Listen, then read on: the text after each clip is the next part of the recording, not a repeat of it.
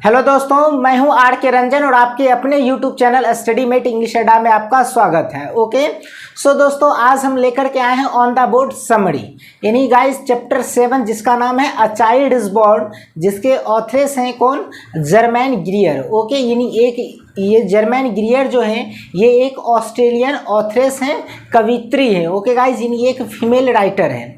ये गाइज ये कह सकते हैं कि ये फेमिनिस्ट राइटर है। ओके, यानी ये हमेशा एक औरतें के बारे में, यानी हमेशा वुमेन के बारे में लिखती है। ओके, तो गाइज चलिए बोर्ड पे जैसा कि आपको लिखा हुआ दिख रहा होगा, मैं आपको इसको line by line Hindi explanation के साथ अच्छे से समझाऊंगा। ठीक है गाइज, तो चलिए सेशन की शुरुआत करते हैं बिना किसी देरी के और समरी को समझते हैं। ओके,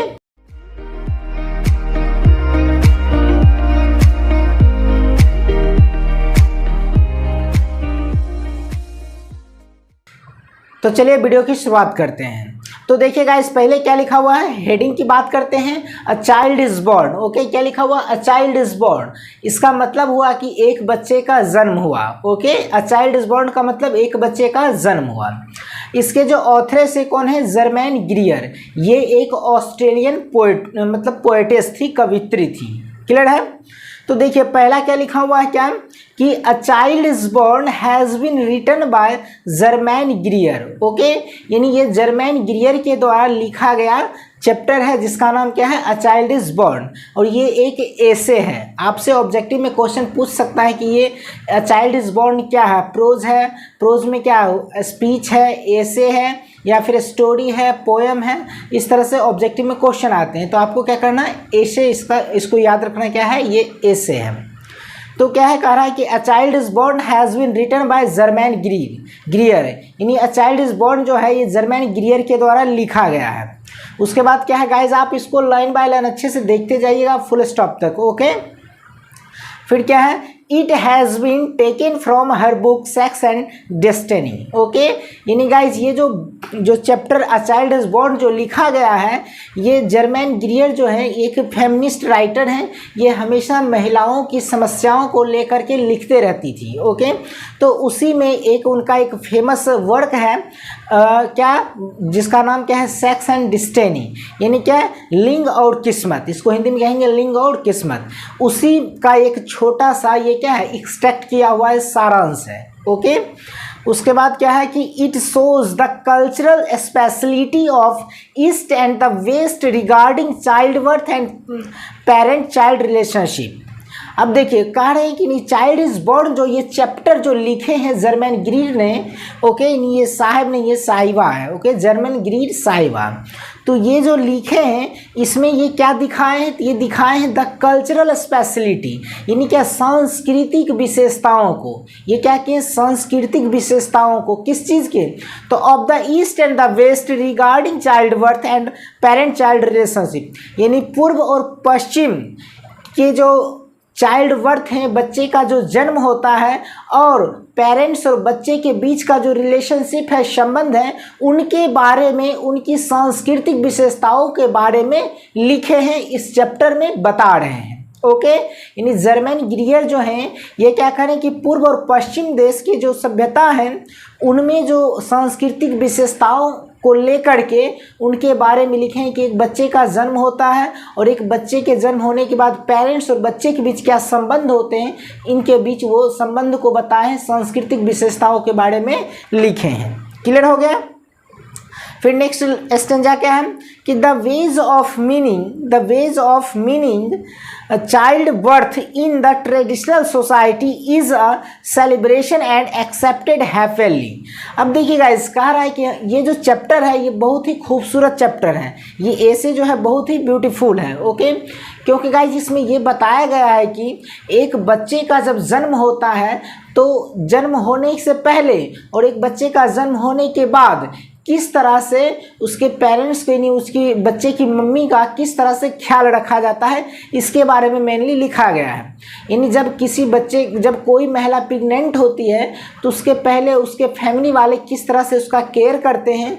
ओके, उसको किस तरह से समझाया जाता है कि आपको कौन सा काम करना है, कौन सा काम नहीं करना, इन सारी चीज़ों के बारे में लिखा गया है।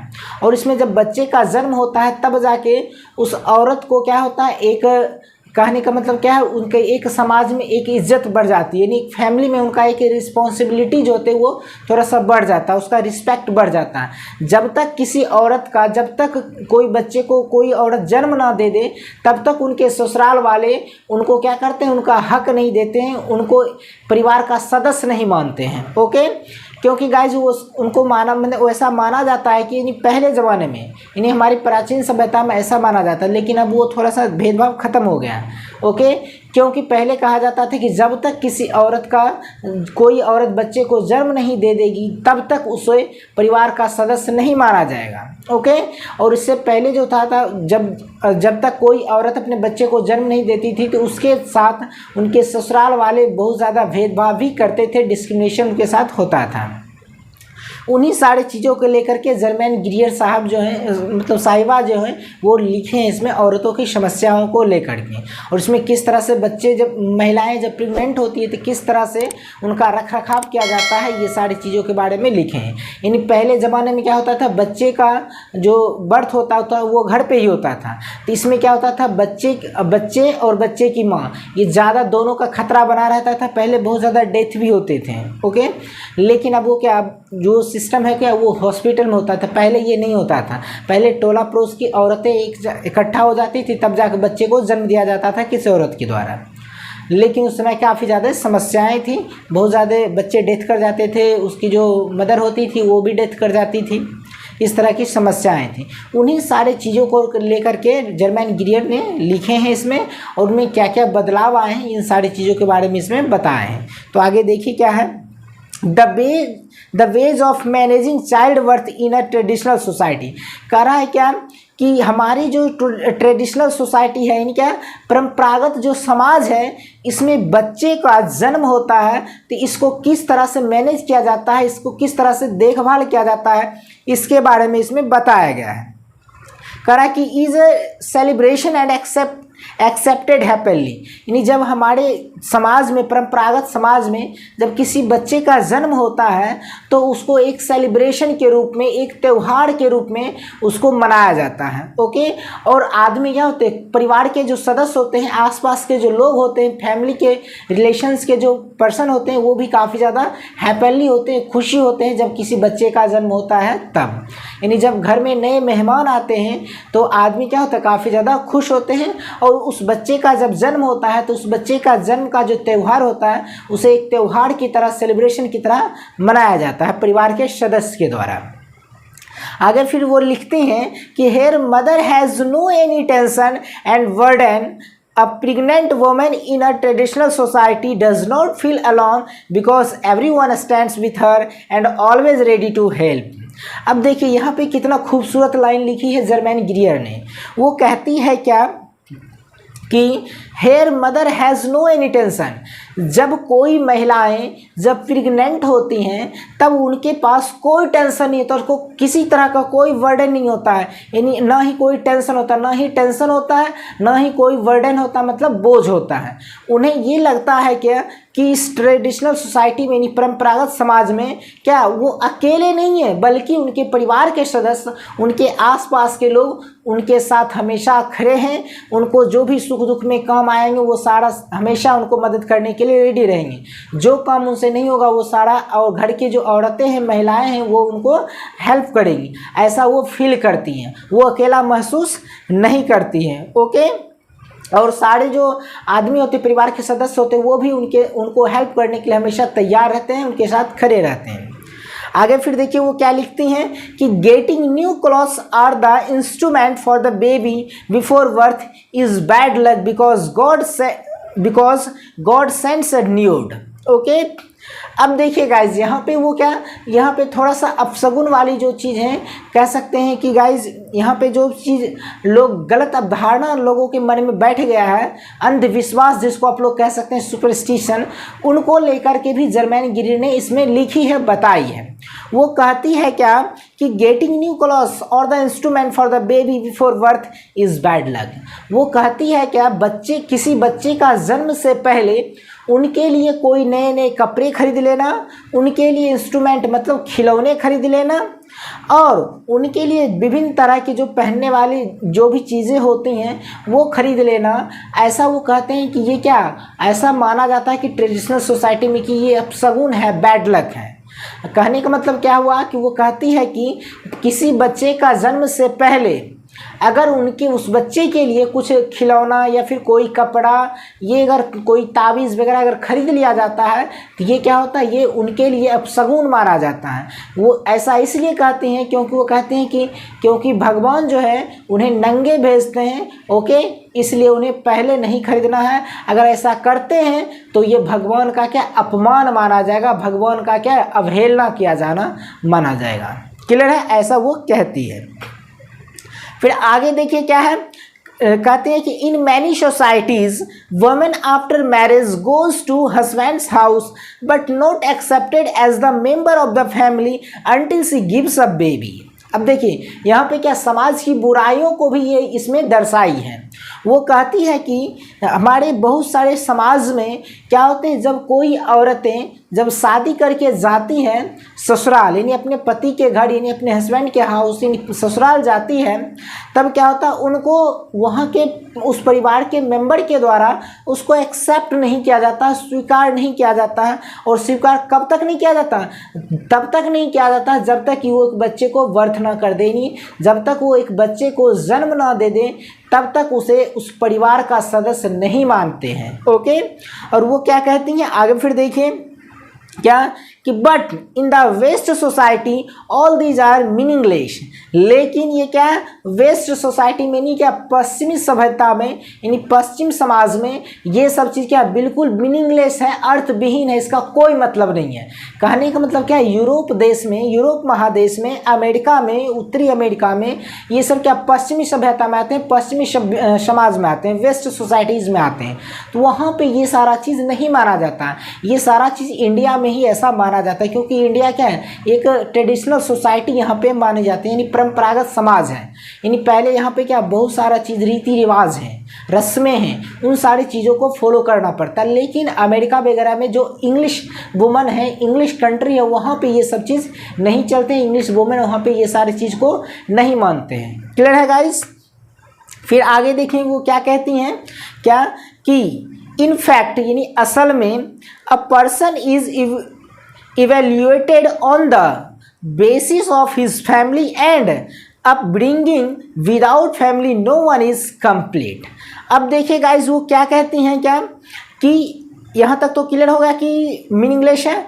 इन फैक्ट यानी कह रहे हैं कि असल में a person is evaluated on the basis of his family. यानी जो पश्चिमी समाज है यानी यूरोप देश अमेरिका में, वहाँ पे क्या होता है, इन सारे चीज़ों को नहीं मानते। वहाँ पे उस फैमिली का बैकग्राउंड क्या है उनको मूल्यांकन किया जाता है, उनको देखा जाता है उनका फैमिली बैकग्राउंड क्या है।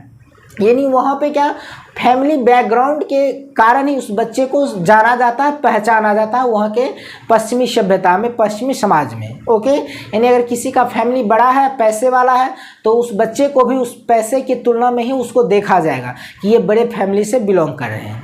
लेकिन यहाँ पे वैसा चीज़ नहीं देखा जाता है। यहाँ पे ये चीज़ देखा जाता है कि बच्चे में क्या क्वालिटी है और बच्चे की माँ की स्वभाव कैसा है और बच्चे किस फैमिली से बिलोंग कर रहे हैं, किस कास्ट के, ये सारी चीज़ यहाँ पे देखा जाता है चूँकि ये इंडिया है। ओके, चलिए आगे फिर क्या लिखते हैं, क्या कि और वहाँ पे जो अमेरिका में जो होता है या फिर पश्चिमी सभ्यता में जो होता है, वहाँ पे बच्चे को जो क्या है तो उनके फैमिली के बैकग्राउंड के अनुसार माना जाता है और उनके बच्चे का जो लालन पालन है वो किस स्टैंडर्ड में हुआ है, किस स्टैंडर्ड में हो रहा है, उसको देख करके वहाँ पे बच्चे को पहचाना जाता है। यानी उसका लालन पालन किस तरह से किस स्टैंडर्ड में हो रहा है। फिर आगे क्या लिखते हैं कि without family no one is complete.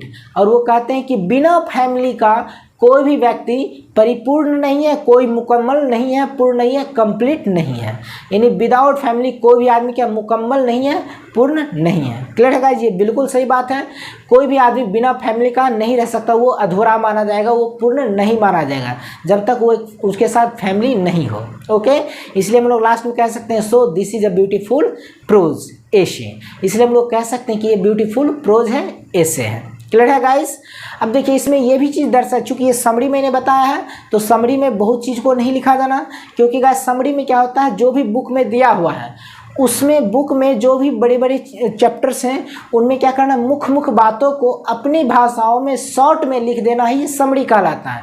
इसलिए इसमें सारी बुक में जो भी चीज़ें उस सारी चीज़ों को लिखना संभव नहीं है, तो उसमें जो मेन बातें हैं वो मैंने आपको एक समरी के अंदर लिख दिया है। इससे अगर आप ऑब्जेक्टिव क्वेश्चन भी अगर आते हैं तो आप बना सकते हैं, क्योंकि मैंने इसके बारे में आपको बता दिया है चैप्टर मेनली क्या था। क्लियर है। और इसमें ये भी बताया गया था क्या गाइस, कि किसी भी औरत की जो पहचान होती है उनके बच्चे से ही होती है। ओके गाइस, आप अपने टोला पड़ोस में देखते होंगे क्या, जब कोई औरत जब तक अपने बच्चे को जन्म नहीं देती है तब तक उनको नहीं जाना जाता। जब वो बच्चे को जन्म देती है तब उसको उस बच्चे के नाम से पुकारा जाता है। ओके, जैसे कि फलाना की मम्मी, ओके, इस तरह से बुलाया जाता है। मान लो किसी के बच्चे का नाम राहुल है, क्या बोलते हैं, राहुल की मम्मी, यानी वो बच्चे के नाम से जानी जाती हैं। तो इसलिए उनके फैमिली वाले सपोर्ट नहीं करते हैं, इसको एक्सेप्ट नहीं करते हैं जब तक वो बच्चे को बर्थ ना कर दें। ओके, इसलिए गाइस कहा जाता है कि समाज में औरतें का जो मतलब अवहेलना किया जाता है वो मेनली क्या है, रीजन होता है कि बच्चे का जन्म को लेकर के ही।